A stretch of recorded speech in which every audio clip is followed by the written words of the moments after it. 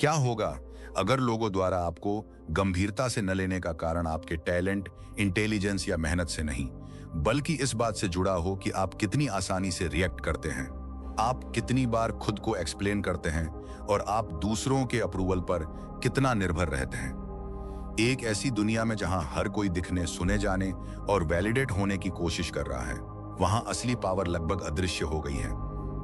ये अब ऊंचे शब्दों या लगातार उपस्थिति में नहीं मिलती, बल्कि शांत रिएक्शन, कंट्रोल्ड साइलेंस और दूसरों के संतुलन खोने पर भी अप्रभावित रहने की क्षमता में मिलती है।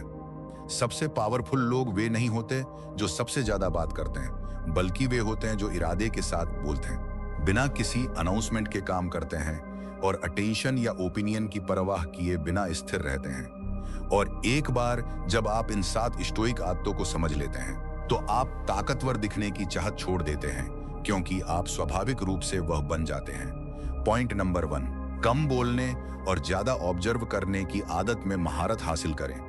ज्यादातर लोग इस बात को कम आंकते हैं कि उनका कितना जीवन अनावश्यक बातचीत से तय होता है। वे सन्नाटे को भरने के लिए, दूसरों को इम्प्रेस करने के लिए या बिना सोचे समझे तुरंत अपने विचारों को प्रोसेस करने के लिए बात करते हैं। स्टोइक्स इसे अभिव्यक्ति नहीं, बल्कि आंतरिक विकार का संकेत मानते थे। सेनेका ने बार बार चेतावनी दी थी कि अत्यधिक बातचीत अक्सर बिखरे हुए दिमाग का प्रतिबिंब होती है। जब कोई व्यक्ति बहुत अधिक बोलता है, तो वह अक्सर बहुत कम सोच रहा होता है। शब्द अपनी सटीकता खोने लगते हैं और अर्थ कम हो जाता है। समय के साथ यह धारणा और उपस्थिति दोनों को कमजोर करता है। शांत और पावरफुल लोग बातचीत के साथ एक अलग रिश्ता विकसित करते हैं। वे सन्नाटे को किसी ऐसी असहज चीज के रूप में नहीं देखते जिससे भागा जाए, बल्कि इंटेलिजेंस इकट्ठा करने के एक स्पेस के रूप में देखते हैं। बोलने से पहले वे टोन, टाइमिंग, इरादे और कॉन्टेक्स्ट को ऑब्जर्व करते हैं। वे सिर्फ शब्दों को नहीं सुनते, बल्कि उनके पीछे छिपी भावना को सुनते हैं। मार्कस ऑरेलियस अक्सर कम्युनिकेशन में मानसिक संयम का अभ्यास करता थे। खुद को याद दिलाते थे कि हर विचार व्यक्त किए जाने के लायक नहीं होता। यह एक पावरफुल बदलाव लाता है। हर चीज पर मौखिक रूप से रिएक्ट करने के बजाय आप पहले आंतरिक रूप से प्रोसेस करना शुरू करते हैं। वह आंतरिक प्रोसेसिंग स्पष्टता की ओर ले जाती है और स्पष्टता सटीकता की ओर ले जाती है। समय के साथ लोग आप बारे में कुछ अलग नोटिस करने लगते हैं। आप बातचीत में जल्दबाजी नहीं करते, आप ओवर एक्सप्लेन नहीं करते, आप शब्दों को बर्बाद नहीं करते। जब आप बोलते हैं तो वह इरादतन जमीन से जुड़ा और अर्थपूर्ण लगता है। वह दुर्लभता बिना किसी प्रयास के अथॉरिटी पैदा करती है। इस अर्थ में साइलेंस पीछे हटना नहीं है, यह अभिव्यक्ति का कंट्रोल है, और अभिव्यक्ति का कंट्रोल विचारों के कंट्रोल का संकेत देता है। जैसे ही आप नियमित रूप से इस व्यवहार को अपनाना शुरू करेंगे, आप लोगों के आपके प्रति रिएक्ट करने के तरीके में एक सूक्ष्म बदलाव नोटिस करेंगे। लोग अधिकांश सामाजिक कॉन्टेक्स्ट में लगातार मौखिक रूप से खालीपन भरने के आदी होते हैं, जिसमें ओपिनियंस के ऊपर ओपिनियंस का ढेर लगा होता है और रिएक्शंस के ऊपर रिएक्शंस बने होते हैं। हालांकि जब आप लगातार संयम बरतने का विकल्प चुनते हैं, तो आपके साइलेंस पर ध्यान दिया जाएगा। इसलिए नहीं कि इसका कोई उद्देश्य नहीं है, बल्कि इसलिए क्योंकि यह इरादतन है। जब आप बातचीत कर रहे होते हैं, तो आप एक चेन ऑब्जर्व करना शुरू करते हैं। जब आप आसपास होते हैं, तो लोग कम जानकारी देने के बजाय अधिक जानकारी रिवील करना शुरू कर देते हैं। साइलेंस इस घटना के लिए जिम्मेदार है, क्योंकि यह साइकोलॉजिकल सी स्पेस पैदा करता है। दूसरों को यह आभास होता है कि जब आप जवाब देने की जल्दी में नहीं होते हैं, तो उन्हें कम ऑब्जर्व और जज किया जा रहा है। जैसे ही लोग खुद को सहज छोड़ देते हैं और खुलकर एक्सप्रेस करते हैं, वे अक्सर उन सच्चाइयों को रिवील कर देते हैं जिन्हें उजागर करने का उनका कोई इरादा नहीं था। स्टोइक्स को इस डायनेमिक की अच्छी समझ थी। सुनना कोई पैसिव एक्टिविटी नहीं है, बल्कि यह एक इंक्वायरी करने वाली एक्टिविटी है। एपिक्टेटस ने इस बात पर जोर दिया कि इसके पीछे एक उद्देश्य है कि प्रकृति ने हमें 2 कान और 1 मुंह का आशीर्वाद दिया है। अभिव्यक्ति पर ऑब्जर्वेशन को प्राथमिकता मिलनी चाहिए। यह असमानता संयोग से नहीं है, बल्कि यह एक टीचिंग टूल के रूप में काम करती है। दूसरों की बातों को आप जितना अधिक सुनेंगे, आपका नॉलेज उतना ही अधिक सटीक होता जाएगा। इसके अलावा आपकी समझ जितनी अधिक सटीक होगी, आपको आवेगी तरीके से व्यवहार करने की उतनी ही कम आवश्यकता होगी। इसके अतिरिक्त एक अधिक गहरा बदलाव आता है जो अंदर की तरफ होता है जैसे ही आप हर इच्छा पर मौखिक रूप से रिएक्ट करना बंद कर देंगे। आप अपने खुद के विचारों के प्रति अधिक जागरूक होने लगेंगे। चूंकि अधिकांश लोग टुकड़ों में सोचते हैं और तुरंत उन टुकड़ों को जोर से बोल देते हैं, इसलिए मानसिक अव्यवस्था आमतौर पर बढ़ जाती है। दूसरी ओर, जब आप रुकने के लिए एक पल लेते हैं तो आपके विचार खुद को व्यवस्थित करने लगते हैं। जो इमोशनल शोर कभी मौजूद था वह धीरे धीरे एक व्यवस्थित ज्ञान में बदल जाता है। अपने लेखन में सेनेका ने अक्सर इस आंतरिक सुधार पर चर्चा की और उन्होंने चेतावनी दी कि एक बेचैन जुबान अक्सर एक बेचैन दिमाग को दर्शाती है। अपनी बातचीत को कंट्रोल करना अपने विचारों को अनुशासित करने की दिशा में पहला कदम है।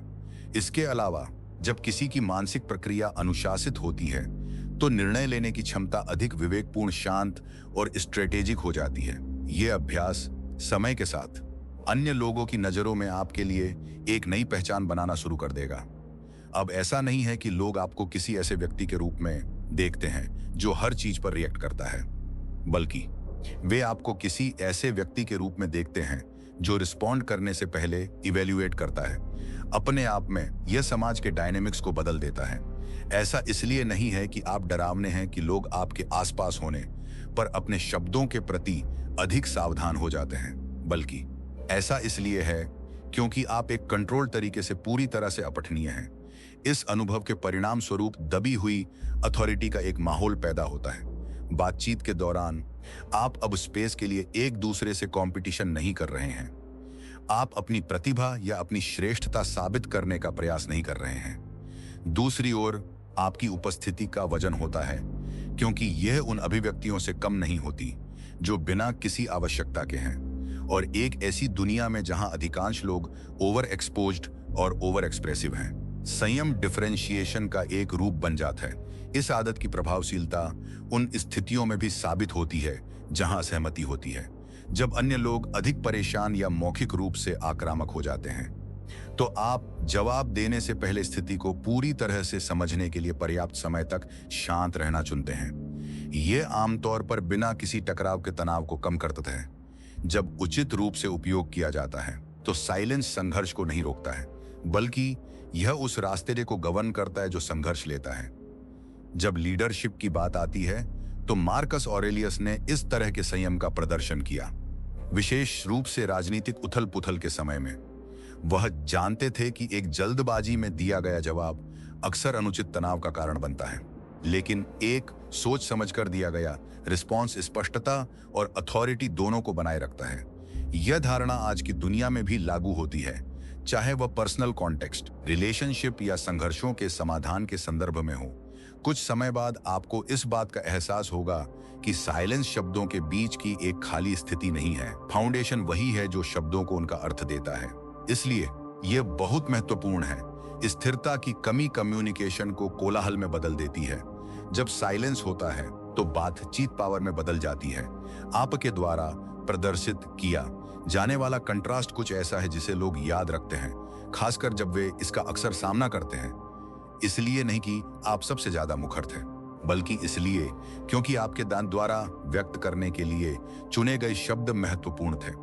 स्टेप 2, बाहरी अप्रूवल के एडिक्शन से खुद को अलग करें। मॉडर्न व्यवहार को कंट्रोल करने वाली सबसे मजबूत अदृश्य ताकतों में से एक अप्रूवल की आवश्यकता है। लोग अपनी पहचान इस बात के इर्द गिर्द आकार देते हैं कि उन्हें कैसे देखा जाता है। वे ऑडियंस के आधार पर ओपिनियंस को बदलते हैं और वे सोशल कॉन्टेक्स्ट के आधार पर व्यवहार को एडजस्ट करते हैं। समय के साथ यह विखंडन पैदा करता है, एक ऐसा स्व जो लगातार बदल रहा है। एपिक्टेट्स ने एक मौलिक सिद्धांत सिखाया जो इस चक्र को तोड़ता है। केवल वही जो आपके कंट्रोल में है, आपकी एनर्जी के लायक है। दूसरों के ओपिनियंस, जजमेंट्स और इंटरप्रिटेशंस आपके कंट्रोल में नहीं है। फिर भी अधिकांश लोग अपना जीवन उन्हें प्रभावित करने की कोशिश में बिताते हैं। स्टोइक दृष्टिकोण समाज के खिलाफ विद्रोह नहीं है, बल्कि इसकी इमोशनल पकड़ से स्वतंत्रता है। जब अप्रूवल लक्ष्य होना बंद हो जाता है तो व्यवहार धारणा के बजाय सिद्धांत पर आधारित हो जाता है। आप यह पूछना बंद कर देते हैं, क्या वे इसे पसंद करेंगे, और यह पूछना शुरू करते हैं, क्या यह इस बात से मेल खाता है कि मैं कौन हूं। मार्कस ऑरेलियस अक्सर प्रशंसा की नश्वरता पर विचार करते थे। जिसे आज सराहा जाता है उसे कल भुला दिया जाता है, जिसकी अभी आलोचना की जा रही है उसका बाद में सम्मान किया जा सकता है। यह अस्थिरता अप्रूवल को पहचान के लिए एक अविश्वसनीय आधार बनाती है। जब आप इससे अलग हो जाते हैं तो कुछ पावरफुल होता है, कंसिस्टेंसी उभरती है। आप अब माहौल के आधार पर पर्सनालिटी नहीं बदलते, आप प्राइवेट में और पब्लिक में एक ही व्यक्ति बन जाते हैं। वह अलाइनमेंट बिना शब्दों के भी विश्वास पैदा करता है। लोग स्वाभाविक रूप से उन लोगों की ओर आकर्षित होते हैं जो स्वीकार किए जाने की कोशिश नहीं कर रहे हैं, क्योंकि परफॉर्मेंस से भरी दुनिया में ऑथेंटिसिटी बिना किसी प्रयास के अलग दिखती है। जैसे ही व्यवहार का यह पैटर्न आपके व्यवहार में गहराई से समाने लगेगा, आप इस बात से अवगत होने लगेंगे कि आपके दिन प्रतिदिन के जीवन का कितना बड़ा हिस्सा सूक्ष्म परफॉर्मेंस पर बना है। कमरे में कौन मौजूद है, इस आधार पर लोग अपनी आवाज का टोन बदल लेंगे। अथॉरिटी के पदों पर बैठे लोगों की उपस्थिति में वे अपनी सच्चाई को मॉडिफाई करते हैं। अपने समकालीनों के सामने वे अपने कॉन्फिडेंस के लेवल को बढ़ा चढ़ाकर पेश करते हैं।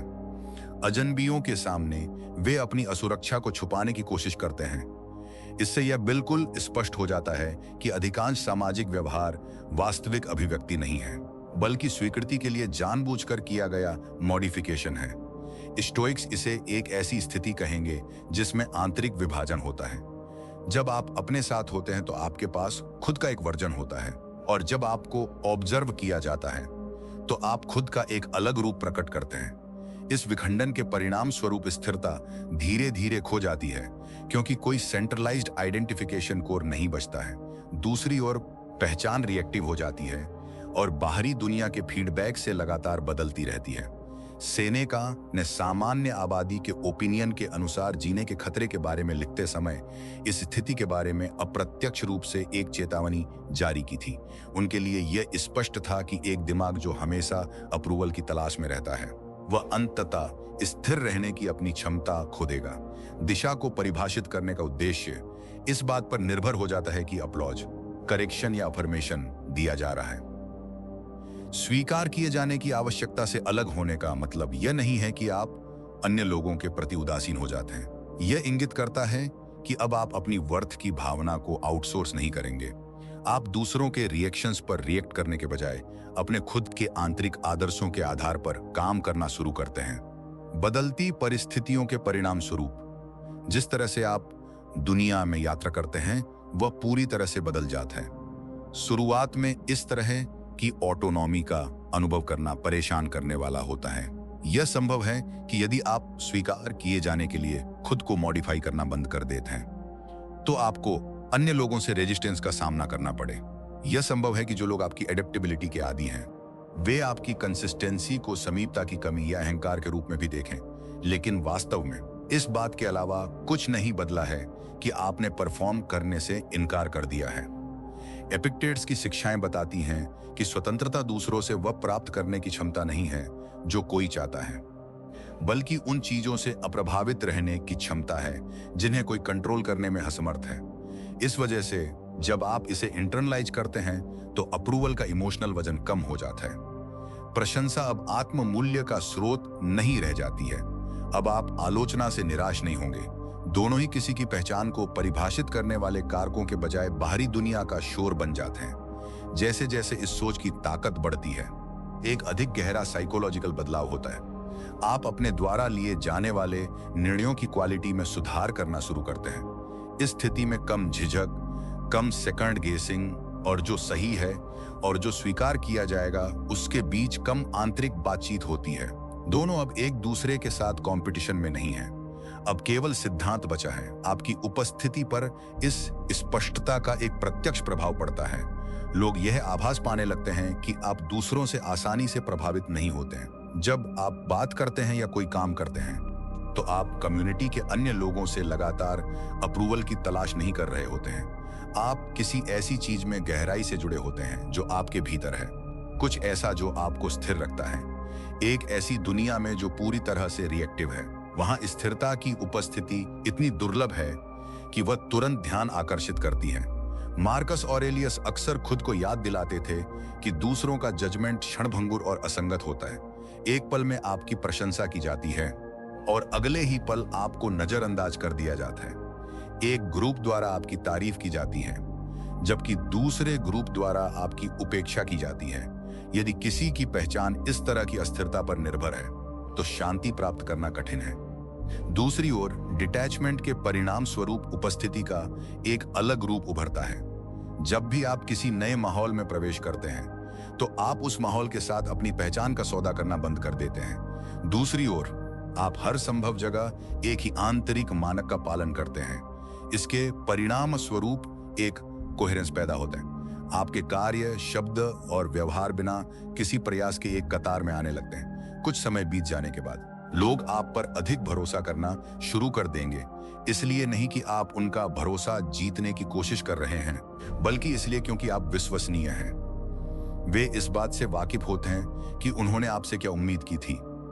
परिस्थितियों के हिसाब से अपनी पर्सनालिटी को बदलना ऐसा काम नहीं है जो आप करते हैं। सीधे शब्दों में कहें तो आप खुद को उसी व्यक्ति के रूप में पेश कर रहे हैं, चाहे अब आपको कोई भी देख रहा हो। जब आप इस बात पर विचार करते हैं कि इस दुनिया में अधिकांश लोग सिर्फ स्वीकृति पाने के लिए परफॉर्म कर रहे हैं, तो जो व्यक्ति बिल्कुल भी परफॉर्म नहीं कर रहा है वह चुपचाप अविस्मरणीय बन जाता है।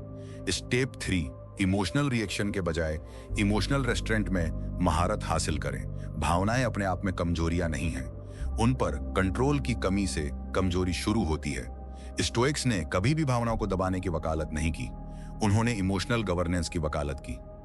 सेनेका ने गुस्से को पागलपन के एक अल्पकालिक रूप के रूप में डिस्क्राइब किया, जहां तर्क अस्थायी रूप से आवेग द्वारा रिप्लेस हो जाता है। उस पल में एक व्यक्ति अब रिस्पॉन्ड नहीं कर रहा होता है, वह रिएक्ट कर रहा होता है, और रिएक्शन हमेशा सोच से तेज होता है, लेकिन शायद ही कभी समझदारी भरा होता है। शांत और पावरफुल लोग स्टिमुलस और रिस्पॉन्स के बीच एक गैप बनाते हैं।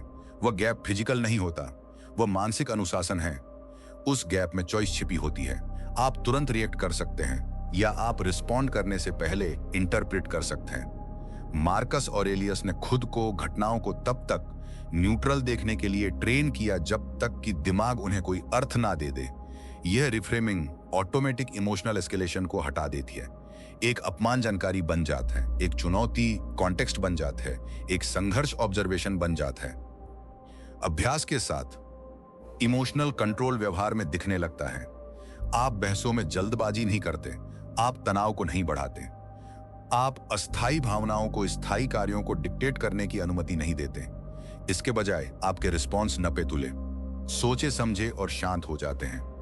यह आपको जीवन से अलग नहीं करता, यह आपको इसके भीतर गहराई से स्थापित करता है। लोग आपकी उपस्थिति को स्थिरता से जोड़ना शुरू कर देते हैं, खासकर उन पलों में जहां दूसरे कंट्रोल खो देते हैं। जैसे जैसे आप इस आदत को बनाना जारी रखेंगे, आप प्रगतिशील रूप से अपने आसपास की परिस्थितियों के बदलने के तरीके में एक सूक्ष्म लेकिन महत्वपूर्ण बदलाव के प्रति जागरूक हो जाएंगे।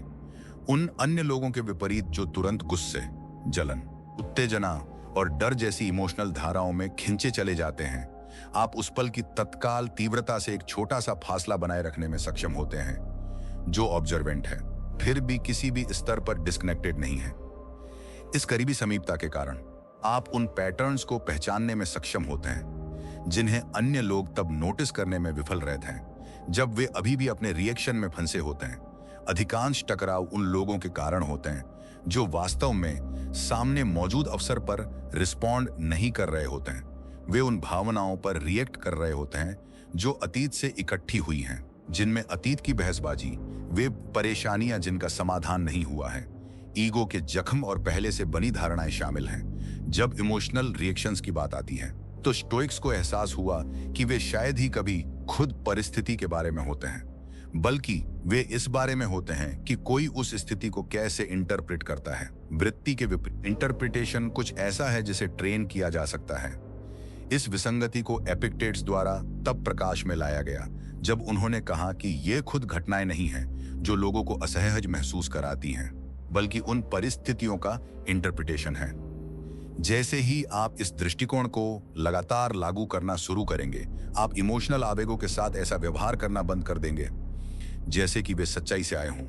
उनका पालन करने के बजाय आप उनसे सिग्नल्स के रूप में निपटते हैं, जो कि जांच करने वाली चीज है। इसके परिणाम स्वरूप आपके भीतर का इकोलॉजी पूरी तरह से बदल जाता है। अपनी भावनाओं की तीव्रता से खुद को मैनिपुलेट होने देने के बजाय आप उनका इवैल्यूएशन करना शुरू करते हैं। आप आश्चर्य करना शुरू करते हैं, क्या यह रिएक्शन कुछ ऐसा है जिसकी आवश्यकता है, या यह कुछ ऐसा है जो ऑटोमेटिक होता है। उस पूछताछ अकेले से सनसनी और एक्शन के बीच एक गैप बन जाता है। इसके अतिरिक्त उस एरिया में कंट्रोल को वापस पा लिया जाता है। सेनेका ने बेलगाम इमोशनल एस्केलेशन, विशेष रूप से गुस्से के खतरे के विषय पर महत्वपूर्ण मात्रा में लेखन समर्पित किया। जैसा कि उन्होंने ऑब्जर्व किया, गुस्सा अक्सर वर्तमान पल में उचित लगता है, लेकिन जब पीछे मुड़कर देखा जाए तो यह लगभग हमेशा अनुचित प्रतीत होता है।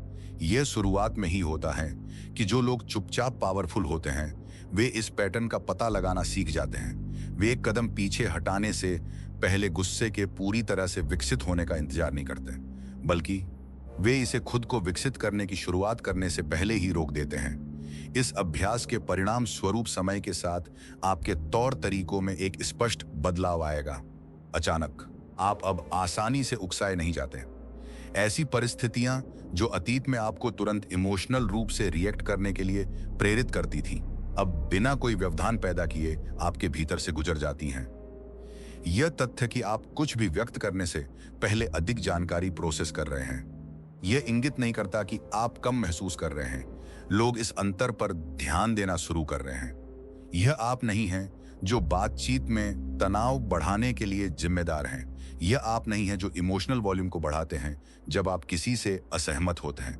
जब भी कोई तनावपूर्ण स्थिति होती है तो आप आमतौर पर कमरे में सबसे शांत उपस्थिति होते हैं। इसके परिणाम स्वरूप एक साइकोलॉजिकल एंकर इफेक्ट पैदा होता है, जिसमें अन्य लोग अनजाने में आपकी शांति के चारों ओर खुद को स्थिर कर लेते हैं। मार्कस ऑरेलियस अक्सर खुद को याद दिलाते थे कि उथल पुथल के प्रति उसका आंतरिक रिएक्शन ही मुद्दा था और बाहर की अराजकता समस्या नहीं थी। जब आप इसे अपनी चेतना के सामने लाते हैं तो इमोशनल रेगुलेशन कुछ ऐसा नहीं रह जाता जिसे करने की आप कोशिश करते हैं, बल्कि कुछ ऐसा बन जाता है जिसे आप स्वाभाविक रूप से मूर्त रूप देते हैं। वर्तमान पल में अपनी भावनाओं को कंट्रोल करने की आपकी क्षमता को उस क्षमता से रिप्लेस कर दिया गया है जो पल के आने से पहले आपके डिफॉल्ट रिस्पॉन्सेस को आकार देती है। यह वह बिंदु है जहां वास्तविक इमोशनल मास्टरी शुरू होती है। आप अपनी भावनाओं को दबा नहीं रहे, बल्कि आप अपनी भावनाओं को अपने द्वारा की जाने वाले कार्यों को निर्धारित करने की अनुमति देने से इनकार कर रहे हैं। सनसनी अभी भी मौजूद है, लेकिन यह अब कहीं आगे नहीं ले जाती है। यह जागरूकता से कम महत्वपूर्ण होकर समाप्त हो जाती है। यदि इस व्यवहार को पर्याप्त रूप से बार बार दोहराया जाए तो यह अंततः एक पहचान बन सकता है। अब ऐसा नहीं है कि आप कोई ऐसे व्यक्ति हैं जो ऑटोमेटिक रूप से इमोशनल रूप से रिएक्ट करता है। ऑब्जर्वेशन पहले आता है, इंटरप्रिटेशन दूसरे नंबर पर आता है, और आप उस प्रकार के व्यक्ति हैं जो केवल तभी रिएक्ट करता है जब पूरी स्पष्टता हो। यही तथ्य कि आप बदल गए हैं इस बात को बदल देता है कि दूसरे लोग आपको कैसे देखते हैं, क्योंकि एक ऐसी दुनिया में जहां अधिकांश लोग इमोशनल रूप से आवेगी हैं, जो व्यक्ति तीव्र दबाव के सामने अपना आपा बनाए रखने में सक्षम है, वह न केवल अलग दिखता है बल्कि उसे याद भी रखा जाता है। रूल 4, अपने कार्यों को बिना किसी अनाउंसमेंट के अस्तित्व में रहने दें। एक ऐसी दुनिया में जहां लोग अपनी हर मंशा को डॉक्यूमेंट करते हैं, वहां साइलेंस एक कॉम्पिटिटिव एडवांटेज बन जाता है। स्टोइक्स का मानना था कि एक्शन का अपना अर्थ होता है और इसके लिए बाहरी वैलिडेशन की आवश्यकता नहीं होती है। सेनेका ने रोम में पावरफुल हस्तियों को सलाह देते हुए भी सादगी और आंतरिक अनुशासन पर ध्यान केंद्रित करके इस सिद्धांत को जिया। शांत और पावरफुल लोग अपने इरादों को ब्रॉडकास्ट नहीं करते हैं। वे एग्जीक्यूशन से पहले योजनाओं की घोषणा नहीं करते हैं। वे अधूरे काम के लिए शुरुआती पहचान नहीं तलाशते हैं। इसके बजाय वे चुपचाप, लगातार और सोच समझकर आगे बढ़ते हैं। यह 2 महत्वपूर्ण प्रभाव पैदा करता है। पहला, यह फोकस को प्रोटेक्ट करता है। जब गोल्स को सार्वजनिक रूप से शेयर नहीं किया जाता है तो वे बाहरी ओपिनियंस या उम्मीदों से प्रभावित नहीं होते हैं। दूसरा, यह सरप्राइज देने का इम्पैक्ट पैदा करता है। लोग परिणामों को पूरा होने के बाद ही देखते हैं, जो अक्सर धारणा को बढ़ा देता है। मार्कस ऑरेलियस ने इस बात पर जोर दिया कि वैल्यू एक्शन के माध्यम से साबित होती है, एक्सप्लेनेशन के माध्यम से नहीं। एक्शन क्रेडिबिलिटी बनाता है, एक्सप्लेनेशन अक्सर इसे कमजोर करता है। जब परिणाम बिना किसी पूर्व दृश्यता के सामने आते हैं तो उनका एक अलग वजन होता है। लोग अपनी धारणाओं का पुनर्मूल्यांकन करने के लिए मजबूर हो जाते हैं। धारणा में वह बदलाव स्थायी सम्मान पैदा करता है, इसलिए नहीं कि आपने क्या कहा, बल्कि इसलिए कि आपने चुपचाप क्या हासिल किया। जब आप वास्तव में इस अभ्यास के प्रति प्रतिबद्ध होते हैं तो आपकी मानसिकता में एक बदलाव जो सूक्ष्म लेकिन मजबूत है शुरू होने लगता है। इस तथ्य के परिणाम स्वरूप की सफलता ही खुद ही इनाम बन जाती है। आप अब प्रोग्रेस की घोषणा करने की आवश्यकता महसूस नहीं करते हैं। आप प्रत्येक स्तर पर लगातार बाहरी अफर्मेशन की तलाश करने के बजाय साइलेंट एग्जीक्यूशन से मिलने वाली संतुष्टि की सराहना करना शुरू कर देते हैं। कुछ ऐसा जो बाहरी दुनिया के प्रभाव से सुरक्षित है। उस प्रोसेस को प्राइवेट और यहां तक कि पवित्र माना जाने लगता है। सबसे आम तरीकों में से एक जिससे लोग मोमेंटम खो देते हैं वह है बहुत जल्दी बोलना। वे अपने ऑब्जेक्टिव्स की घोषणा तब कर देते हैं जब वे एक स्थिर स्थिति में नहीं पहुंचे होते हैं। वे अपनी योजनाओं पर चर्चा तब करते हैं जब उन्हें स्ट्रक्चर नहीं किया गया होता है, और वे अपने आइडियाज को तब रिवील कर देते हैं जब उन्हें परफेक्ट नहीं किया गया होता है। इसके परिणाम स्वरूप उनकी एनर्जी वास्तविक एडवांसमेंट के बजाय उम्मीदों के मैनेजमेंट, समाज के दबाव और डेवलपमेंट की एक इमेज बनाए रखने की आवश्यकता में बिखर जाती है। उन अनावश्यक बोझों में से हर एक को स्टोइक तरीके से समाप्त कर दिया जाता है। अपनी शिक्षाओं में एपिक्टेटस ने इस बात पर जोर दिया कि बाहरी दृष्टिकोण अक्सर किसी की अपनी स्पष्टता को धुंधला कर देते हैं। जब आप बहुत जल्दी शेयर करना शुरू कर देते हैं तो आप ऑटोमेटिक रूप से अपनी उपलब्धियों के बजाय मिलने वाले रिएक्शंस के लिए जीना शुरू कर देते हैं। प्रोसेस में अप्रूवल को शामिल करने के परिणाम स्वरूप जोर देने का बिंदु अनुशासन से दूर हो जाता है। दूसरी ओर, जब आप साइलेंस में काम करते हैं तो आपका ध्यान धारणा के बजाय पूरी तरह से एग्जीक्यूशन पर केंद्रित होता है। वास्तविक लाभ जो बिना किसी डिस्ट्रैक्शन के स्पष्टता है इस बिंदु पर सामने आता है। आपकी चॉइसेज किसी भी तरह से दूषित नहीं होती हैं। आपके प्रयास किसी भी तरह से कम नहीं होते हैं। यह फीडबैक लूप्स नहीं हैं जो सिर्फ ईगो को संतुष्ट करने के उद्देश्य से मौजूद हैं, जो आपकी उन्नति को प्रभावित करते हैं। दूसरी ओर, सब कुछ ऑथेंटिकेशन के बजाय कंप्लीशन की ओर गियर होता है। लगातार सेनेका ने रेखांकित किया कि वास्तविक प्रतिभा को दर्शकों की उपस्थिति की आवश्यकता नहीं होती है, भले ही कोई एक्टिविटी कौन ऑब्जर्व करता है। उनका विचार था कि डीड का मूल्य ही वह चीज है जो इसे पूरा करती है। जब कोई इस मानसिकता को अपनाता है तो दिखने की इमोशनल निर्भरता समाप्त हो जाती है। आपके प्रयासों का मूल्यांकन अब पहचान के आधार पर नहीं किया जाता है, बल्कि आपका मूल्यांकन परिणामों के आधार पर किया जाता है। जैसे जैसे आप इस पैटर्न में शामिल होना जारी रखेंगे, आप अंततः अन्य लोगों के आपके प्रति रिएक्ट करने के तरीके में बदलाव से अवगत हो जाएंगे। जो लोग पहले अपडेट या नोटिफिकेशन प्राप्त करने की उम्मीद करने में सक्षम थे, वे अब आपके प्रोसेस तक नहीं पहुंच सकते हैं। वे केवल परिणाम देख सकते हैं। इसके अतिरिक्त, क्योंकि वे क्रमिक संचय के चरण के दौरान उपस्थित नहीं थे, इसलिए अंतिम परिणाम अक्सर वास्तव में आपके अंदर महसूस होने वाले परिणाम की तुलना में अधिक पोटेंट दिखाई देता है। धारणा और प्रोसेस के बीच इस विसंगति के परिणाम स्वरूप एक महत्वपूर्ण साइकोलॉजिकल प्रभाव पैदा होता है। आपके द्वारा हासिल की गई उपलब्धियां दूसरों को अचानक या बिना किसी प्रयास के मिली हुई लगती हैं। आपकी राय में वे एक निरंतर और शांत तौर तरीके का परिणाम है। इस विसंगति के कारण एक प्रकार का सम्मान विकसित होता है जो कहानियों को शेयर करने पर निर्भर नहीं करता है, बल्कि यह पूरी तरह से सबूतों पर केंद्रित होता है। यह लीडरशिप का एक मौलिक कॉन्सेप्ट है जिसे मार्कस ऑरेलियस ने समझा था। वह समझते थे कि क्रेडिबिलिटी एक्सप्लेनेशन के माध्यम से स्थापित नहीं होती है, बल्कि यह समय की एक अवधि में निरंतर आचरण के माध्यम से होती है। यदि कोई व्यक्ति बिना किसी अनाउंसमेंट के लगातार परिणाम देता है तो उसे अपनी क्षमताओं को सही ठहराने की कोई आवश्यकता नहीं है, क्योंकि परिणाम खुद ही बात करते हैं। इस अभ्यास का किसी की इमोशनल स्थिति पर अधिक गहरा सकारात्मक प्रभाव पड़ता है। यदि आप अपने ऑब्जेक्टिव्स की सार्वजनिक घोषणा करने से बचते हैं तो आप दूसरों की आलोचना के प्रति कम संवेदनशील होंगे। सभी आइडियाज को किसी बाहरी स्रोत से वैलिडेशन की आवश्यकता नहीं होती है। कुछ योजनाएं ऐसी होती हैं जिन्हें किसी समर्थन की आवश्यकता नहीं होती है। कुछ गोल्स ऐसे होते हैं जिन्हें तैयार होने से पहले जनता द्वारा उन पर दबाव डालने की आवश्यकता नहीं होती है। परिणाम स्वरूप मानसिक सुरक्षा पैदा होती है। आपके ऑब्जेक्टिव्स किसी भी ऐसे प्रभाव से सुरक्षित रहेंगे जो आवश्यक नहीं है। आपको शुरुआती स्टेज में अन्य लोगों से संदेह प्राप्त नहीं होता है। ओपिनियन समय से पहले उस रास्ते को आकार नहीं देते हैं जिस पर आप जा रहे हैं। इसके अलावा विफलता यदि वह होती है तो जनता की उम्मीदों का बोझ नहीं उठाती है। समय के साथ इसका संचय एक दुर्लभ गुण शांत कॉन्फिडेंस में बदल जाता है। यह वह कॉन्फिडेंस नहीं है जो दिखने से आता है, बल्कि वह कॉन्फिडेंस है जो यह जानने से आता है कि आप दिखने की आवश्यकता के बिना भी कार्य कर सकते हैं। और जब लोग अंततः उस साइलेंस के फल देखते हैं तो वे केवल उपलब्धि नहीं देखते हैं, वे समझते हैं कि इसके पीछे एक गहरा अर्थ है।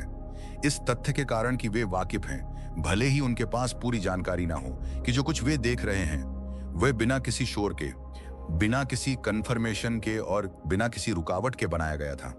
इसके अतिरिक्त ऐसी सराहनीय उपलब्धि की याद जल्दी धुंधली नहीं होती है। इसे एक रहस्य रखा गया है क्योंकि इसकी कभी घोषणा नहीं की गई थी, बल्कि इसका खुलासा किया गया था। पॉइंट नंबर 5, अकेलेपन में पूरी तरह से सहज होना सीखें। ज्यादातर लोग अकेलेपन से इसलिए नहीं डरते कि वे शारीरिक रूप से अकेले हैं, बल्कि इसलिए डरते हैं क्योंकि वे इसके लिए मानसिक रूप से तैयार नहीं होते हैं। बाहरी डिस्ट्रैक्शंस के बिना आंतरिक विचार अधिक ऊंचे हो जाते हैं। उस साइलेंस में अक्सर वे भावनाएं सतह पर आ जाती हैं जिनका समाधान नहीं हुआ है। एपिक्टेट्स ने सिखाया कि स्वतंत्रता तब शुरू होती है जब बाहरी स्थितियां आंतरिक शांति को डिक्टेट करना बंद कर देती हैं। अकेलापन इस सिद्धांत के सबसे स्पष्ट टेस्ट में से एक है। मार्कस ऑरेलियस अक्सर अकेलेपन का उपयोग रिफ्लेक्शन टाइम के रूप में करते थे, न कि बचने के लिए। वह समझते थे कि स्पष्टता शोर में नहीं, बल्कि विचारों के शांत परीक्षण में मिलती है। शांत और पावरफुल लोग अकेलेपन से बचते नहीं हैं, वे इसके भीतर खुद को परिष्कृत करते हैं। वे लगातार स्टिम्युलेशन, बातचीत या वैलिडेशन पर निर्भर नहीं रहते हैं। उनका आंतरिक संसार बाहरी इनपुट के बिना भी स्थिर रहने के लिए पर्याप्त रूप से स्ट्रक्चर्ड होता है। यह सामाजिक वातावरण में एक विशिष्ट उपस्थिति पैदा करता है। जो लोग अकेले रहने में सहज होते हैं वे जरूरतमंद या रिएक्टिव नहीं दिखते। वे लगातार जुड़ाव की तलाश में नहीं रहते। वे सिलेक्टिव, शांत और सेल्फ कंटेंट होते हैं। और सेल्फ कंटेंट व्यक्ति स्वाभाविक रूप से सम्मान का आदेश देते हैं क्योंकि वे इमोशनल स्थिरता के लिए बाहरी स्थितियों पर निर्भर नहीं दिखते हैं। आपका अपने साथ पूरा कनेक्शन एक अलग दिशा में बढ़ने लगता है जब आप अकेलेपन को एक सहज क्षेत्र के रूप में देखना शुरू करते हैं, न कि किसी ऐसी चीज के रूप में जिससे आपको बचना है, क्योंकि यह उन डिस्ट्रैक्शंस को समाप्त करता है जो अक्सर मानसिक स्थान को भर देते हैं। साइलेंस शुरू में परेशान करने वाला हो सकता है क्योंकि यह ऐसे डिस्ट्रैक्शंस को हटा देता है जब चर्चाओं, नोटिफिकेशंस या सोशल अप्रूवल से कोई लगातार इनपुट नहीं होता है, तो दिमाग अपने आप अधिक ईमानदारी से रिफ्लेक्ट करना शुरू कर देता है। जो चीजें पृष्ठभूमि में धकेल दी गई थी वे सतह पर आने लगती हैं। जब वे भावनाएं सतह पर आने लगती हैं जिन्हें अतीत में दबा दिया गया था, तो वे अधिक स्पष्ट हो जाती हैं। यहीं पर अधिकांश लोग वापस कोलाहल में जाने की कोशिश करते हैं। वे मनोरंजन की आवश्यकता के कारण डिस्ट्रैक्शन की तलाश नहीं करते हैं, बल्कि वे अपने भीतर अपने खुद के आंतरिक संसार के साथ टकराव से बचने की कोशिश कर रहे होते हैं। दूसरी ओर स्टोइक्स ने इस समय को एक अलग तरीके से देखा। वे इसे एक आवश्यक सुधार मानते थे। एपिक्टेट्स द्वारा इस बात को रेखांकित किया गया था कि कोई व्यक्ति पूरी तरह से स्वतंत्र नहीं हो सकता यदि उसकी शांति उन परिस्थितियों पर निर्भर जो दूसरों द्वारा अनुभव की जाती हैं। उस स्वतंत्रता का टेस्ट अकेले रहने का अनुभव है। आपकी इमोशनल स्थिरता कभी वास्तव में आपकी नहीं थी, बल्कि इसे बाहरी दुनिया से उधार लिया गया था। यदि बाहरी स्टिम्युलेशन की अनुपस्थिति में आपकी इमोशनल स्थिरता बिखर जाती है, तो आपकी स्थिरता कभी वास्तव में आपकी नहीं थी। शांत और पावरफुल लोगों से शुरू होकर इस निर्भरता को उलट दिया जा रहा है। वे अपने अंदर की परेशानी को दूर करने के लिए बाहरी दुनिया के शोर पर भरोसा करने के बजाय सबसे पहले आंतरिक रूप से खुद को संतुलित करना सीखते हैं। वे अकेले रहने के दौरान अपने विचारों पर निर्णय दिए बिना उन्हें देखते हैं।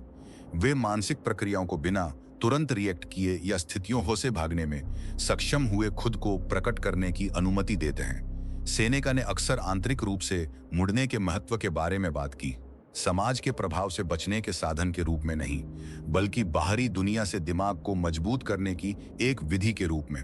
उनका यह विश्वास था कि जब कोई जानबूझकर अकेला होता है तो स्पष्टता बहाल हो जाती है। हालांकि जब कोई लगातार बाहरी प्रभावों के संपर्क में रहता है तो स्पष्टता कम हो जाती है।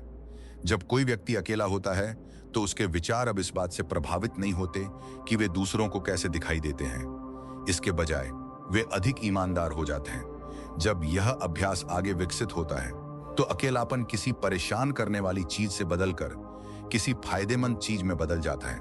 वह कमरा रिकैलिब्रेट करने के स्थान में बदल जाता है। जैसे जैसे समय बीतता है आप अपनी सोच में उन पैटर्न्स के प्रति जागरूक होने लगते हैं जो पहले छिपे हुए थे।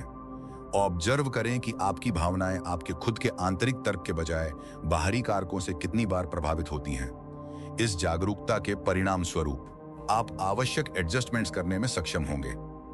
कई उदाहरणों में मार्कस ऑरेलियस ने मानसिक साथी अलाइनमेंट प्राप्त करने के लिए अलगाव का उपयोग किया। अपने मेडिटेशंस के दौरान वह अपने खुद के विचारों, चॉइसेज और रिस्पॉन्सेस की जांच करने के लिए बाहरी दुनिया की मांगों से खुद को दूर कर लेते थे। इस तकनीक का लक्ष्य खुद को अलग थलग करना नहीं था, बल्कि यह ध्यान केंद्रित करना था। इसने उन्हें शोर और वास्तविकता के बीच अंतर करने में सक्षम बनाया। यही आंतरिक ढांचा उन लोगों द्वारा विकसित किया जाता है जो चुपचाप मजबूत होते हैं। जमीन से जुड़े होने की भावना कुछ ऐसी नहीं है जिसके लिए उन्हें लगातार जुड़ाव की आवश्यकता होती है। उनके स्थिर महसूस करने के लिए उन्हें निरंतर वैलिडेशन की आवश्यकता नहीं होती है। वे बिना परफॉर्मेंस की आवश्यकता के, दर्शकों की उपस्थिति के बिना और अपनी वर्थ के बाहरी वैलिडेशन की आवश्यकता के बिना अस्तित्व में रहने के लिए संतुष्ट हैं। परिणाम स्वरूप इसके कारण उन तौर तरीकों में एक स्पष्ट बदलाव आता है जिनमें व्यक्तियों को सामाजिक सेटिंग्स में देखा जाता है। किसी व्यक्ति की उपस्थिति अधिक इरादतन हो जाती है जब वे अन्य लोगों के स्टिम्युलेशन या स्वीकृति पर निर्भर नहीं होते हैं। न तो वे लगातार जुड़ाव की तलाश में रहते हैं और न ही वे स्थिरता को उन शब्दों से भरते हैं जो आवश्यक नहीं है। केवल उन्हीं स्थितियों में जहां ये उनके लिए महत्वपूर्ण है वे ऑब्जर्व करने, सुनने और कम्युनिकेट करने में सुरक्षित महसूस करते हैं। लोग इस अंतर का पता खुद लगा सकते हैं। एक व्यक्ति जो अकेले होने पर सहज होता है वह इमोशनल रूप से निर्भर या सामाजिक रूप से रिएक्टिव होने का आभास नहीं देता है। ऐसा लगता है कि वे इसके बजाय केंद्रित हैं। इसके अलावा जो व्यक्ति केंद्रित होते हैं उन्हें ध्यान आकर्षित करने का प्रयास नहीं करना पड़ता है, बल्कि यह स्वाभाविक रूप से उनके पास आता है। समय के साथ अकेले रहने में सहजता की यह भावना एक तरह की ताकत में बदल जाती है जो सुनाई नहीं देती है। इसकी फंक्शनलिटी के कारण आप सामाजिक परिवेश में डूबे बिना नेविगेट करने में सक्षम होते हैं। जब आवश्यक होता है आप बातचीत करते हैं और जब उपयुक्त होता है आप पीछे हट जाते हैं। दूसरों की उपस्थिति के बावजूद आप अपनी स्थिरता बनाए रखते हैं। इसके अतिरिक्त यह स्थिरता कुछ ऐसा परिणाम देती है जो अत्यंत दुर्लभ है। जब किसी व्यक्ति को अकेले रहने का डर नहीं होता है तो वे स्वीकृति प्राप्त करने की इच्छा से कंट्रोल होने के प्रति भी कम संवेदनशील होते हैं। जब आप इस बात पर विचार करते हैं कि हमारी दुनिया में अधिकांश कार्य अकेले होने के डर से प्रभावित होते हैं तो स्वतंत्रता का कॉन्सेप्ट धीरे से याद आता है। नंबर 6, खुद को एक्सप्लेन करना बंद करें और मजबूती से खड़े होना शुरू करें।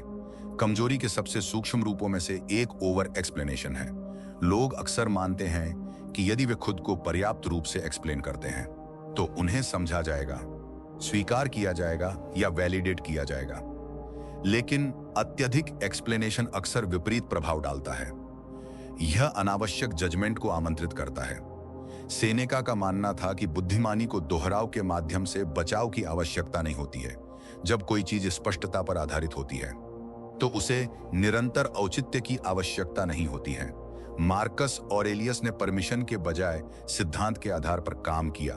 उन्होंने हर निर्णय के लिए अप्रूवल नहीं मांगा, उन्होंने हर चॉइस को एक्सप्लेन नहीं किया। उनकी अथॉरिटी कंसिस्टेंसी से आती थी, न कि मनाने से। शांत और पावरफुल लोग इस अंतर को समझते हैं। वे हर कार्य या ओपिनियन को सही ठहराने के लिए मजबूर महसूस नहीं करते हैं। वे पहचानते हैं कि उन निर्णयों के वैध होने के लिए हर किसी को उनके निर्णयों को समझने की आवश्यकता नहीं है। ये एक मजबूत साइकोलॉजिकल प्रभाव पैदा करता है। लोग उन्हें दृढ़, निर्णायक और आंतरिक रूप से निश्चित के रूप में देखने लगते हैं। समय के साथ ये बाहरी हस्तक्षेप को कम करता है, क्योंकि लोग सीख जाते हैं कि उनकी एनर्जी को ओपिनियन या दबाव से आसानी से प्रभावित नहीं किया जा सकता है। जैसे जैसे कार्य का यह पैटर्न आपके व्यवहार में पूरी तरह से समा जाएगा, आप मानसिक बोझ की उस मात्रा के प्रति जागरूक होने लगेंगे जो वहां हर किसी के द्वारा समझे जाने के प्रयास के कारण अनावश्यक रूप से पैदा होती है। जब बात आती है तो अधिकांश एक्सप्लेनेशंस स्पष्टता प्रदान करने के बारे में नहीं होते हैं, बल्कि वे तथ्य के बाद अप्रूवल प्राप्त करने के बारे में होते हैं। लोग अक्सर खुद को कई बार एक्सप्लेन करते हैं, इसलिए नहीं कि परिस्थिति इसकी मांग करती है, बल्कि इसलिए क्योंकि वे आलोचना, गलतफहमी या साइलेंस के साथ असहज होते हैं। स्टोइक फिलॉसफी के अनुसार यह आंतरिक निर्भरता का एक उदाहरण है। दूसरों द्वारा आपकी गतिविधियों को किस तरह इंटरप्रेट किया जाता है, इसके लिए आप जिम्मेदार नहीं हैं, बल्कि आप केवल यह निर्धारित करने के लिए जिम्मेदार हैं कि आपके कार्य तर्क और सदाचार अनुसार हैं या नहीं। एपिक्टेटस के अनुसार आप पाएंगे कि जब आप इस विचार को इंटरनलाइज कर लेते हैं तो अपनी चॉइसेज को लगातार सही ठहराने की इच्छा गायब होने लगती है। पहली बार आप उन इंप्रेशंस पर कंट्रोल करने का प्रयास करना बंद कर देते हैं जो वास्तव में कभी आपके कंट्रोल में थे ही नहीं। इसका मतलब यह नहीं है कि आप चीजों के प्रति गैर जिम्मेदार या लापरवाह हो जाते हैं। यह इंगित करता है कि आपकी एनर्जी को डाइवर्ट किया जा रहा है, खुद को बार बार एक्सप्लेन करने में समय और एनर्जी खर्च करने के बजाय आप उस एनर्जी को अपने निर्णयों को परिष्कृत करने और अपनी दिशा स्थापित करने में लगाना शुरू कर देते हैं। आपका ध्यान धारणा से निपटने के बजाय योजना के इम्प्लीमेंटेशन को बढ़ाने पर चला जाता है। यह विचार की अत्यधिक औचित्य अथॉरिटी को कमजोर करता है, अक्सर सेनेका द्वारा उठाया गया था। यह आंतरिक बेचैनी का संकेत है जब कोई व्यक्ति अपने रुख का बार बार बचाव करने की आवश्यकता महसूस करता है, भले ही उनके द्वारा लिया गया निर्णय सही हो। प्रामाणिक आत्म आश्वासन के लिए निरंतर सुदृढ़ीकरण के प्रयासों की आवश्यकता नहीं होती है। बिना किसी मौखिक समर्थन के यह अपनी दृढ़ता बनाए रखता है। जैसे जैसे आप इसका अभ्यास जारी रखेंगे, यह आदत स्वाभाविक रूप से आपको अपनी बातचीत में अधिक सिलेक्टिव बना देगी।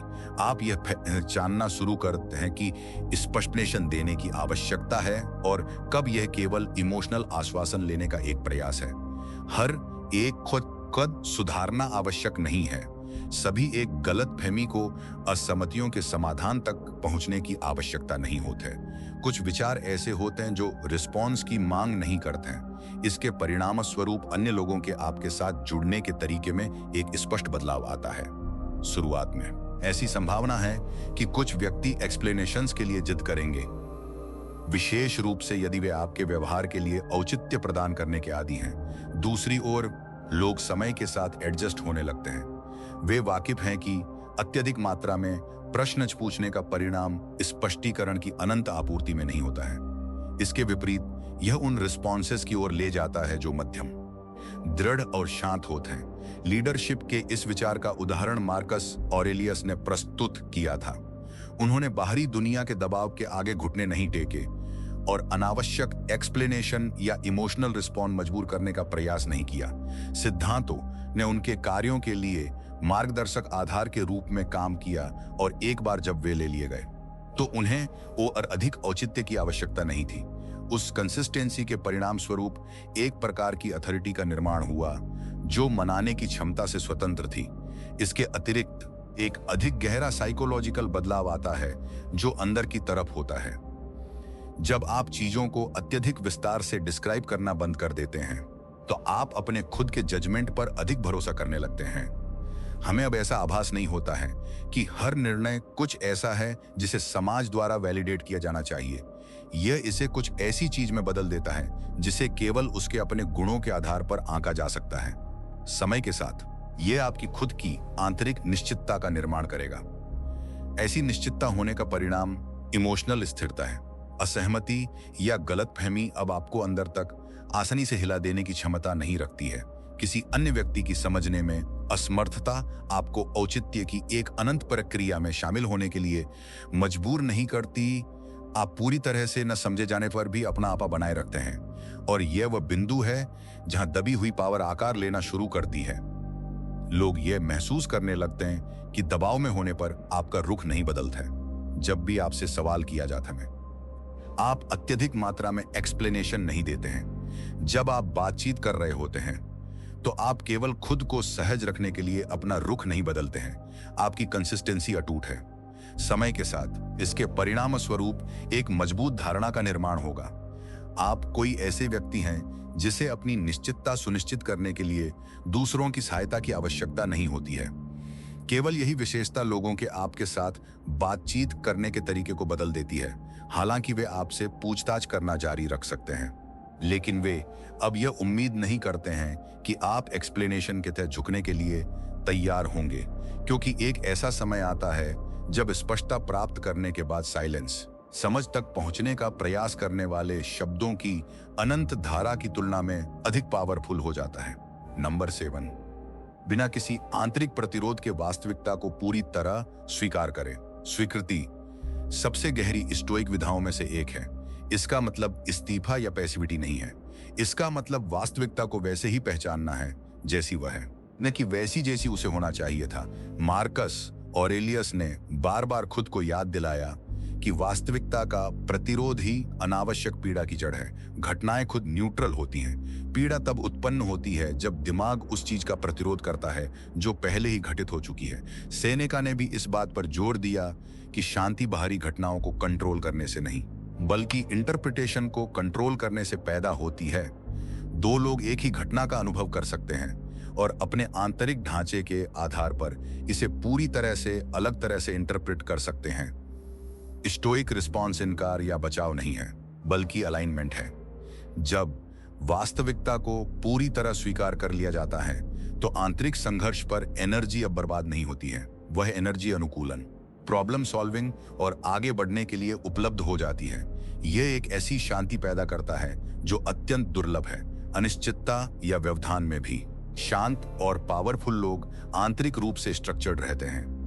वे बाहरी अस्थिरता से इमोशनल रूप से बिखरे नहीं होते हैं, और इस तरह की स्थिरता अविस्मरणीय बन जाती है, क्योंकि तुरंत रिएक्ट करने वाली दुनिया में संयम शोर की तुलना में कहीं अधिक अलग दिखता है। जैसे जैसे स्वीकृति का यह अभ्यास अधिक नियमित हो जाएगा, आप मानसिक रूप से वास्तविकता का विरोध करने के प्रयास में लोगों द्वारा खर्च की जाने वाली एनर्जी की मात्रा के प्रति जागरूक होने लगेंगे। यह खुद घटनाएं नहीं हैं जो अधिकांश पीड़ा का कारण बनती हैं, बल्कि यह इस बात को स्वीकार करने से इनकार करना है कि वे पहले ही घटित हो चुकी हैं। लोगों के दिमाग में बातचीत दोबारा चलती रहती है। वे उन निष्कर्षों से झगड़ते हैं जिन्हें बदला नहीं जा सकता है, और वे उन परिस्थितियों का मानसिक रूप से विरोध करते हैं जो पहले ही हल हो चुकी हैं। इस आंतरिक प्रतिरोध के कारण जो है और जो होना चाहिए था उसके बीच एक निरंतर घर्षण होता है, और यह घर्षण अक्षम है क्योंकि यह स्पष्टता को कम करता है। स्टोइक्स द्वारा इसे एक अलग तरीके से देखा गया था। उन्होंने खुद को घटनाओं और उनके इंटरप्रिटेशंस के बीच अंतर करने के लिए शिक्षित किया। घटना शब्द एक साधारण घटना को संदर्भित करता है। अंत में बुद्धि ही वह है जो अर्थ प्रदान करती है। एक बार जब आप इस अंतर की ठोस समझ बना लेते हैं तो आप अपने आंतरिक राज्य पर नियंत्रण वापस पाने की दिशा में पहला कदम उठाएंगे। एपिक्टेट्स ने कहा कि यह खुद घटनाएं नहीं हैं जो व्यक्तियों को असहज महसूस कराती हैं, बल्कि उन घटनाओं का उनका इंटरप्रिटेशन है। जब यह सिद्धांत उन परिस्थितियों पर लागू होता है जो अनुचित या अप्रत्याशित प्रतीत होती हैं, तो यह बहुत प्रभावी हो जाता है। आप अपना ध्यान पहले से घटित हो चुकी चीजों का विरोध करने से हटाना शुरू करते हैं, और इसके बजाय इस बात पर ध्यान केंद्रित करते हैं कि आप आगे कैसे रिएक्ट करेंगे। केवल वही एडजस्टमेंट करने से अनावश्यक पीड़ा की एक महत्वपूर्ण मात्रा समाप्त हो जाती है। सेनेका ने अक्सर इस बात पर प्रकाश डाला कि शांति खोजने की कुंजी दुनिया पर नियंत्रण पाने में नहीं है, बल्कि अपने विचारों को वास्तविकता के साथ अलाइनमेंट में लाने में है। वह जानते थे कि जीवन अनिवार्य रूप से अप्रत्याशित घटनाओं से भरा होगा, जैसे कि विफलता, विवाद, राय का अंतर और नुकसान। इन तथ्यों के खिलाफ लड़ने या उनके साथ काम करने की दिमाग की क्षमता ही उन व्यक्तियों को अलग करती है जो पीड़ित हैं उनसे जो स्थिर हैं। जब स्वीकृति एक ऐसा रिस्पॉन्स बन जाती है जिसका आप अभ्यास करते हैं, तो आपके आचरण में कुछ सूक्ष्म लेकिन मजबूत उभरने लगता है और इसे स्वीकृति कहा जाता है। यह क्यों हुआ कि लूप्स पर मानसिक एनर्जी बर्बाद करने के बजाय आप अपना ध्यान अब क्या करना है कि सोच पर शिफ्ट करते हैं। हालांकि यह भावनाओं को पूरी तरह से नहीं हटाता है, लेकिन यह भावनाओं को प्रतिरोध में विकसित होने से रोकता है। भले ही आपके मन में अभी भी भावनाएं हों, वे तर्कसंगत निर्णय लेने की आपकी क्षमता को अब धुंधला नहीं करेंगी। मार्कस ऑरेलियस के व्यक्तिगत लेखन में कई ऐसे उदाहरण शामिल हैं जिनमें उन्होंने इस कॉन्सेप्ट पर विचार किया। उन्होंने खुद को याद दिलाया कि जो कुछ भी घटित होता है वो उस अनफोल्डिंग प्रोसेस का एक हिस्सा है जिससे प्रकृति गुजर रही है, और इसके खिलाफ जाने का परिणाम केवल आंतरिक अव्यवस्था होगी। अत्यधिक राजनीतिक दबाव और व्यक्तिगत त्रासदी का अनुभव करने के बावजूद वह इस दृष्टिकोण के कारण अपना आपा बनाए रखने में सक्षम थे। समय बीतने के साथ स्वीकृति एक बहुत ही विशेष प्रकार की ताकत पैदा करती है, जो कि इमोशनल स्थिरता है, जो बदलाव का सामना करने पर बिखरती नहीं है। शांत और पावरफुल लोग अपने आंतरिक ढांचे को बनाए रखना जारी रखते हैं। इसके विपरीत अधिकांश लोग जो अपने परिवेश में अप्रत्याशित बदलाव होने पर रिएक्ट करते हैं, बाहरी रूप से वे अपने भीतर तबाही मचाए बिना तालमेल बिठाते हैं। इमोशनल पतन का अनुभव किए बिना वे तालमेल बिठाते हैं। इसी पल में स्टोइक लचीलेपन की वास्तविक सीमा स्पष्ट हो जाती है। यह परिणामों को कंट्रोल करने के बारे में नहीं है, बल्कि यह खुद को अंदर से उनके साथ अस्थिर होने देने से इनकार करने के बारे में है। जब आपके आसपास की दुनिया बदलती है तो आप टूटते नहीं हैं, बल्कि आप खुद को दोबारा एडजस्ट करते हैं, और यह विशेषता कुछ ऐसी है जिसे दूसरे लोग काफी स्पष्ट रूप से नोटिस करते हैं। जो व्यक्ति अपनी आंतरिक स्थिरता बनाए रखने में सक्षम है, वह उन स्थितियों में एंकर बन जाता है जहां अन्य लोग चिंतित, रिएक्टिव या अनिश्चित होते हैं। इसलिए नहीं कि वे पहल करने का प्रयास कर रहे हैं, बल्कि इसलिए क्योंकि उनकी उपस्थिति परिस्थितियों के आधार पर नहीं बदलती है। नियत समय में यह आपकी पहचान का एक अभिन्न अंग बन जाएगा। वास्तविकता के खिलाफ लड़ने वाले किसी व्यक्ति के बजाय आप किसी ऐसे व्यक्ति में विकसित हो गए हैं जो इसे तर्कसंगत रूप से पहचाने और बिना कोई इमोशनल अवशेष पीछे छोड़े आगे बढ़ने में सक्षम है। आप कल दिखाए गए विरोध को आज लिए जाने वाले निर्णयों में नहीं लाते हैं। आप उन चीजों को जो पहले ही घटित हो चुकी हैं, उन चीजों के रास्ते में नहीं आने देंगे जो अभी भी की जा सकती हैं। और एक ऐसी दुनिया में जो इमोशनल रिएक्टिविटी और बदलाव के निरंतर विरोध से पहचानी जाती है, स्वीकृति का वह स्तर ताकत के सबसे सूक्ष्म फिर भी पावरफुल रूपों में से एक बन जाता है जो एक व्यक्ति के पास हो सकता है। तीव्रता शांत पावर का कारण नहीं है, बल्कि यह उस अनुशासन का परिणाम है जो समय की अवधि में बार बार अभ्यास किया जाता है। संयम, जागरूकता और सोच तथा आचरण में कंसिस्टेंसी वे बिल्डिंग ब्लॉक्स हैं जिनका उपयोग इसका निर्माण करने के लिए किया जाता है। अपने पूरे जीवन में स्टोइक्स ने इसका सबूत दिया। जब मार्कस ऑरेलियस एक ऐसे साम्राज्य के प्रभारी थे जो लगातार घेराबंदी के अधीन था, तो उन्होंने आंतरिक व्यवस्था को बरकरार रखने का प्रबंधन किया। सेना का बौद्धिक स्पष्टता बनाए रखते हुए अप्रत्याशित राजनीतिक स्थितियों को संभालने में सक्षम थे। अपने विचारों की पूरी जिम्मेदारी लेने के परिणाम स्वरूप एपिक्टेटस दुख को ताकत में बदलने में सक्षम थे। यही वह संदेश है जिसे वे देना जारी रख रहे हैं। सच्ची पावर लाउड नहीं होती है, किसी का इस पर अधिकार होता है, यह कंसिस्टेंट होती है, इसका एक मजबूत आंतरिक आधार होता है। एक बार जब आप शांत रहना सीख जाएंगे तो आप जीवन पर रिएक्ट करना बंद कर पाएंगे। खुद को अप्रूवल से अलग करें, अपने इमोशनल रिएक्शन को मैनेज करें, अलगाव में संतुष्ट रहना सीखें, ओवर एक्सप्लेन करना बंद करें और वास्तविकता को पूरी तरह स्वीकार करें। परिणाम स्वरूप आप इसके प्रति अपना रिस्पॉन्स तैयार करना शुरू करते हैं। इस बिंदु पर स्थिरता पावर में बदल जाती है और पावर कुछ ऐसी चीज में बदल जाती है जिसे भुलाया नहीं जा सकता।